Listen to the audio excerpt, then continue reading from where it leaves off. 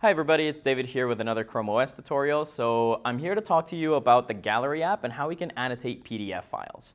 So first off, grab your PDF file from wherever you have it saved. With ChromeOS, you can have it saved onto your Google Drive, or maybe you've downloaded it recently, it's still sitting in your downloads folder. I'm just going to go ahead and tap on that PDF file and it automatically opens up the Gallery app.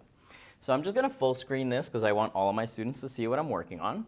And you'll notice that I'm holding on to the pen, so you can pick up the pen and you do have to tap on the inking button, draw button at the top.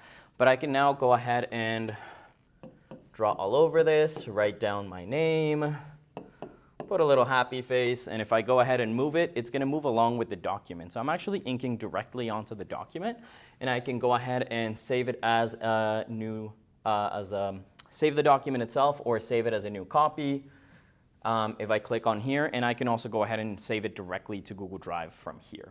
There are also highlighting functions that I can use, and do watch out for this. If I'm erasing, it will erase per stroke. So if you've been writing a lot and you just go ahead and use your eraser on one single stroke, it'll erase everything.